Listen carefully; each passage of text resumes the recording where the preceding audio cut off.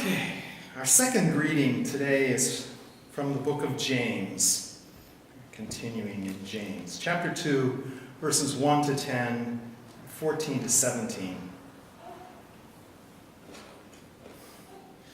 My brothers and sisters, do you with your acts of favoritism really believe in our glorious Lord Jesus Christ? For if a person with gold rings and in fine clothes comes into your assembly, and if a poor person in dirty clothes also comes in, if you take notice of the one wearing fine clothes and say, "Have a seat here, please," while to the one who is poor you say, "Stand there," or "Sit at my feet," have you not made distinctions among yourselves? Become judges with evil thoughts. Listen, my beloved brothers and sisters, has not God chosen the poor in this world to be rich in faith and to be heirs of the kingdom that he has promised to those who love him? But you have dishonored the poor. Is it not the rich who oppress you? Is it not they who drag you into court? Is it not they who blaspheme the excellent name that was invoked over you? You do well if you really fulfill the royal law according to the scripture, "You shall love your neighbor as yourself." But if you show partiality, you commit sin and are convicted by the law as transgressors. For whoever keeps the whole law but fails in one point has become accountable for all of it. What good is it, my brothers and sisters, if you say you have faith, but do not have works? Can faith save you? If a brother or sister is naked and lacks daily food, and one of you says to them, "Go in peace, keep warm and eat your fill," and yet you do not supply their bodily needs, what good is that? So faith by itself, if it has no works, is dead.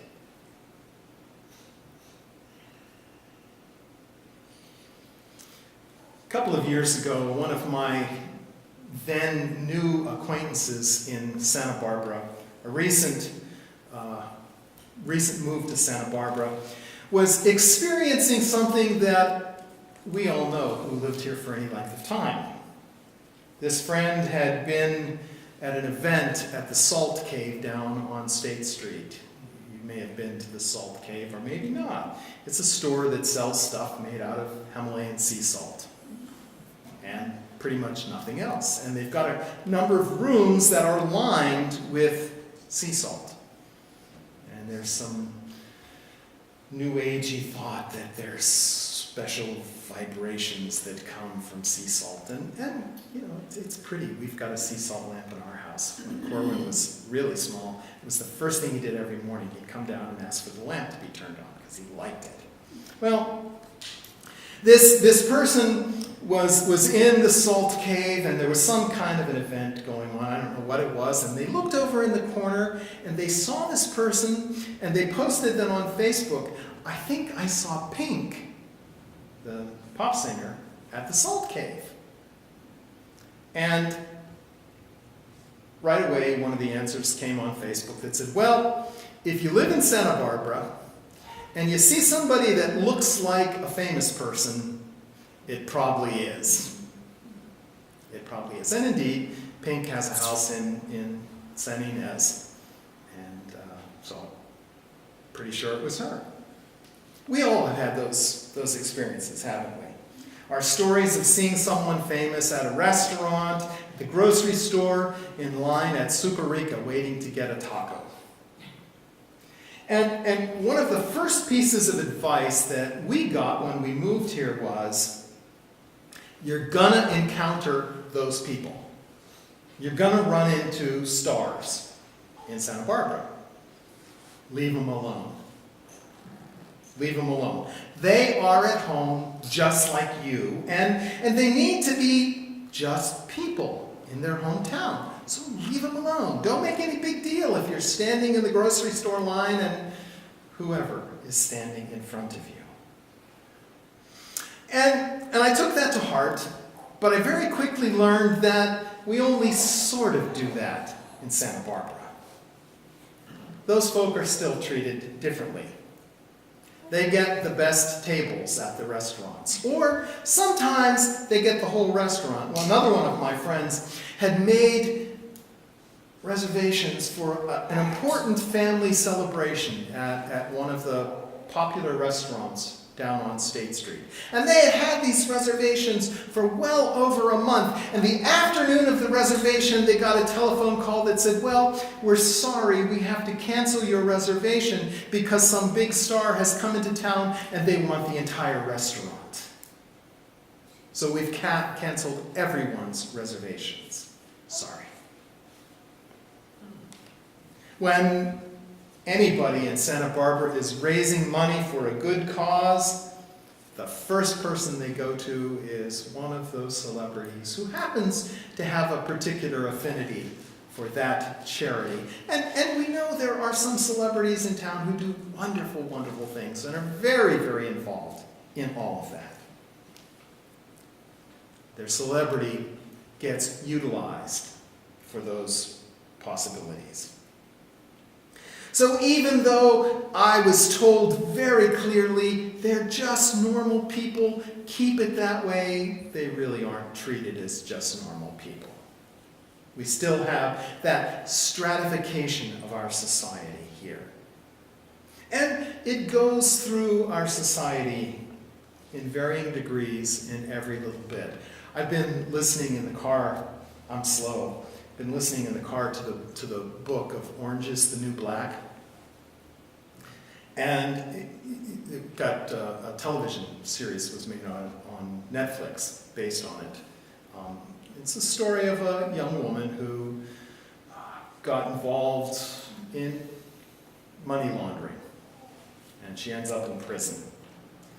And she muses as she writes about her time in Danbury Federal Prison that her sentence is short because she's white, well-educated, blonde, looks as if she belongs to the country club, and most important of all, could afford a really, really good lawyer.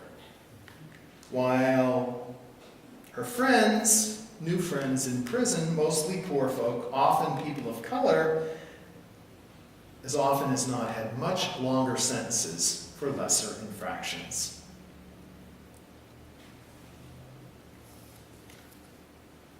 Stratification. We know the truth of the old song, God bless the child. Them that has, gets. Them that doesn't, well, you don't. And then we see it play out more, that perhaps it's just human nature to want to be near people who have power, who have notoriety, have celebrity, who have money. And it plays out again and again in our society. Back when I was in college, a long, long time ago, Campus Crusade had what, even then, I thought was the most terrible strategy. They specifically targeted to convert the most popular kids on campus, the biggest athletes, the most attractive women.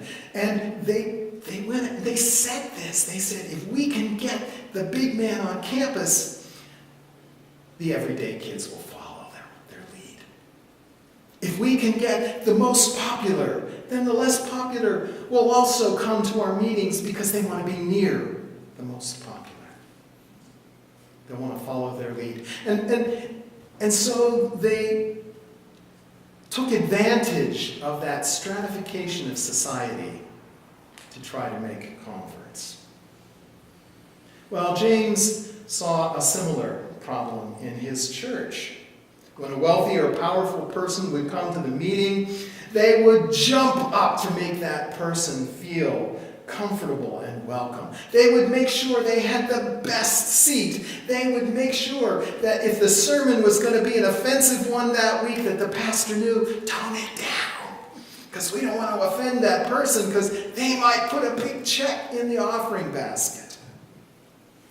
They knew that that those people with power and money and celebrity would help their cause as a church, would strengthen their ministries and increase their access to yet more power and possibilities. If we can get one of them here, maybe they'll bring their friends. And imagine what happens if some billionaire decides to tithe to our little church.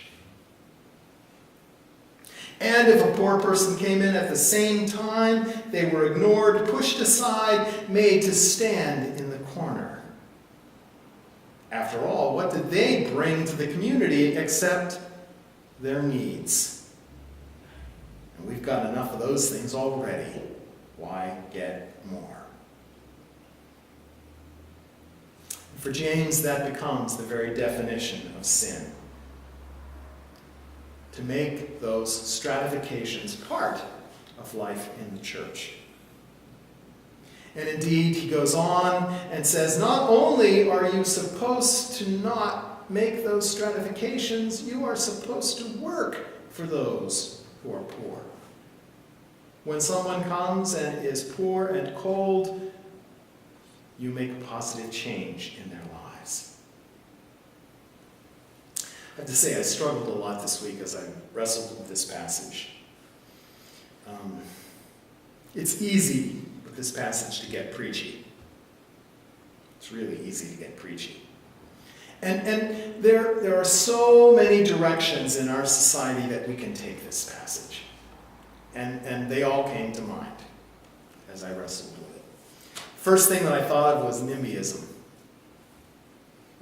NIMBYism. Not in my backyard.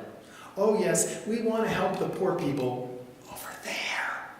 And we've all experienced that here. And then I thought about implicit bias and the ways we unconsciously put up walls. And a few weeks ago I read a book about implicit bias and how that plays out in people's lives. And some of the fascinating studies that have been done about how that plays out and how unconsciously it makes a difference in every bit of our cultural life. And then I thought about the role that the courts and the law play in making life easier for some folk and more difficult for others. And went back and I read an article about the Jim Crow laws and how the Supreme Court worked to support that division between whites and blacks, and how it didn't take very long at all for the new freedom that the slaves in the South had won through the Civil War to be taken away and made irrelevant. Which led me to racism in general and the dog whistles that we keep hearing these days. And then I thought about something that's been on my mind for months, that white privilege. The fact that because of my skin color and my station in life, I'm freed from the necessity of confronting some issues that other people confront every day, unless I choose to.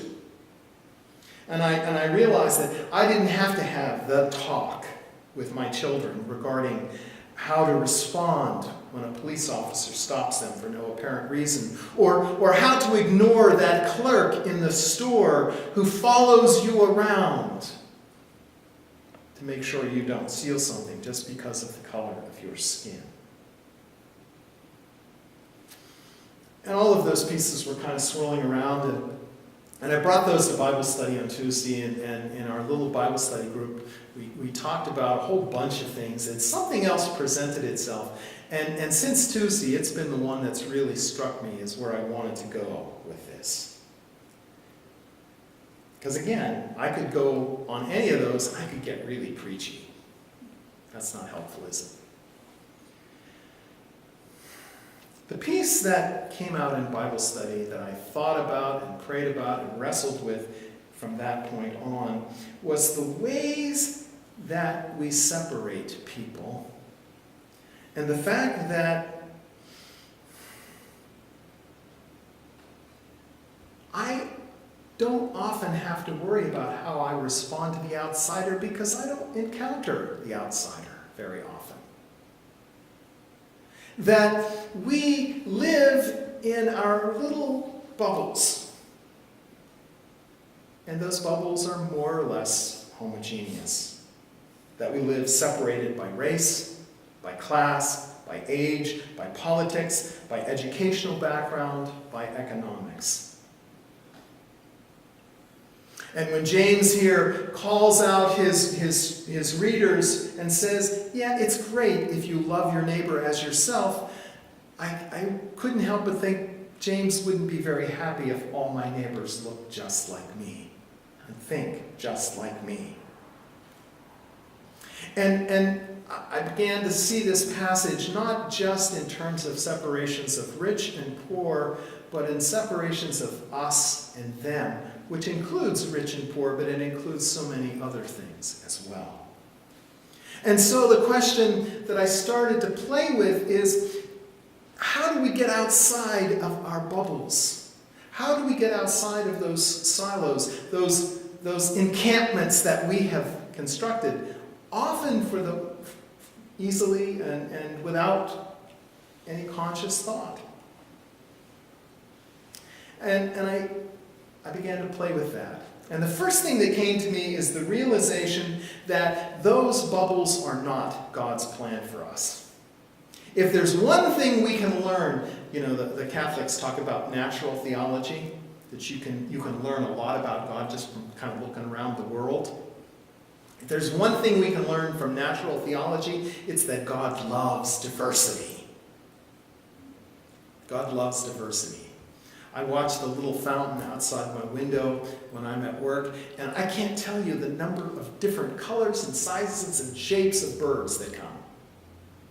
And everything bathes in that, from tiny, tiny, tiny hummingbirds to huge, bold crows. And every now and again I get a hawk who sits there. And the crows come and try to scare it away.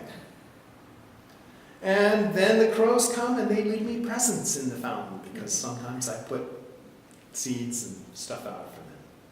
The presents aren't always pleasant. They're crows after all.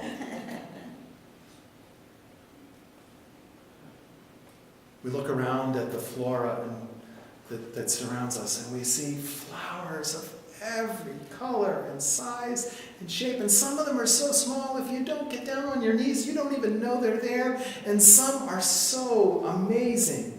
If you watch Jessica's photos on Facebook and Instagram, she shows her garden, and it is just, it's an explosion of colors. God likes diversity. And God likes diversity in people too. We come in just as many colors as the flowers do. And sizes and shapes and ways of seeing and experiencing the world. God likes diversity. God's plan is not that we be in bubbles where everybody looks and thinks and experiences life the same way.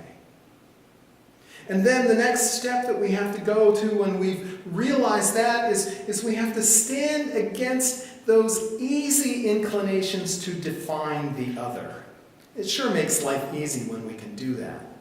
When we can say, all Mexicans are like this, or all conservatives are like this, or all liberals are like this. I've got a letter that I'm going to write to the news press one of these days, because I get tired of reading multiple times a week. Someone will start their letter to the editor saying, well, the liberals do blank. I want to write and say, wait a second. I'm a liberal. I don't do that. And it's not just those folk who do that. We hear the dog whistles these days about MS-13. Hey, they're terrible, terrible people who do terrible, terrible things. But the implication that is every brown person who is undocumented is part of MS-13. And you know what? That ain't true. It's so far from being true, it's sinful to even say it. Indeed, the vast, vast majority of undocumented folk ought to be defined as good parents, because they're here trying to make a decent life for their children. And the other side, equally, who say that all conservatives, all they want to do is take away our rights. They want to take away women's rights. They want to take away minorities' rights. They want to take away rights. And yeah, there are some conservatives who want to do that. Who want to have policies changed to the point that it will destroy things, destroy the positive role of government, and they don't care what the results of that might be. There are some of those, but it's a tiny, tiny, tiny, tiny minority. Most conservatives just want life to work. And indeed, looking around here, there's a few conservatives sitting here, and you know what? You're wonderful people. I like you. And it's not even that I'm going to do one of the things where I say, well, yes, but they're the good one. We've all heard that too, haven't we? We need to destroy those stereotypes and be honest about what and who the other person happens to be. And if we do that, we discover very quickly, in large degree, everybody wants the same thing. Everybody wants security, some degree of comfort. They want to know they're loved. They want to know they're part of a community. Everybody wants the same things. Which leads us to the next step, and that is to make connections. To work to make a friend across those barriers. To work to make a friend. Make a friend who's younger than you are.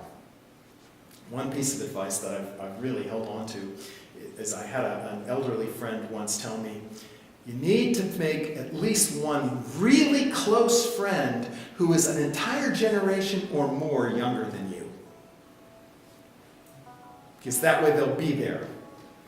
When all of your other friends have died, they'll still be there. Of course, there's more to it than that, isn't there? You need to make a friend whose skin is a different color, who has a different religion. This might be the hardest one of all. You need to make a friend who voted differently than you did in the last election.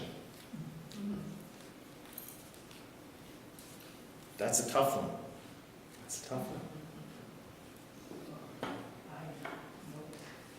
I don't know anybody, but yeah, well, that's a question, isn't it? But here's the piece that comes with that. You need to be a real friend to that person. And that means you encounter them where they are. That means if I make a friend who voted differently than I did in the last election, I have to go into that friendship realizing it's not my job to change their mind about their politics, but to listen. To be there. If I make a friend who is a different religion than I am, or no religion, when religion is so important to me, obviously, it's not my job to convert them. My job is to be their friend. And that means, literally, to accept them exactly who and as they are. And to accept them and to appreciate them and not try to change. Fourth, this is the big one. And this is, I think, where James would stand most clearly. He says, okay, now what? You've got this point where you're woke. You're not seeing those stereotypes anymore, and you're woke to the point that you're standing up and you're fighting against them, and you're calling people out when they make those stupid comments, even parts of your own tribe when they make those stupid comments. That's all good. And you even have a friend who's outside of your tribe. You've started to reach out there, but you know what? The system still needs to be changed. It's not enough for me to make African American friends when I know that the reason Colin Kaepernick is on his knee has nothing at all to do with the flag. It has nothing at all to do with the troops. That it's about violence, systemic violence against African American people. And if I'm going to make friends, I need to be also at a point where I'm saying, you know what, I'm going to work to change the system, to make a difference. And like it or not, when we're talking about those big systems, we are talking about politics and economics and everything that feeds into those two institutions. And we show our faith by our works in politics and in economics. Now, if we went around this room, I would bet that we would have almost as many different issues as we have people. That we'd be concerned about different things. And for a whole variety of reasons. You know, John's gonna say, we need to do something about housing. We need to get housing for people because there are too many people in our community who are sleeping in the riverbed or in their cars. And we just don't have a way to deal with that. And so that might be his issue. Someone else might say, you know what? I am really, really concerned about women's rights and that they need to be able to make choices about their own bodies. And we need as a society to support women, but we need to make things available to them so they actually can make choices and don't feel pushed in one direction or another. That might be someone else's issue. Someone else might be concerned about who knows what. 1,000 other questions. And they're all important questions. They're all important questions. So I think James would say, it's all good. Find one that you like. Find one that's important to you and work on it. Work on that issue. And when you work on it, be willing to see it as complicated. You know, they're complicated questions. Be truthful about that with yourself and with everyone else. But always keep the folk who are directly impacted by that issue at the forefront. Work. Because there is work to be done. Thoughts and prayers are wonderful. About whatever issue it is that you're concerned about. But every time I would see that statement, I think about James, and I can see James shaking his head and saying, yeah, you show me your thoughts and prayers, and I'll show you my work. And let's see which one makes a bigger difference in the world.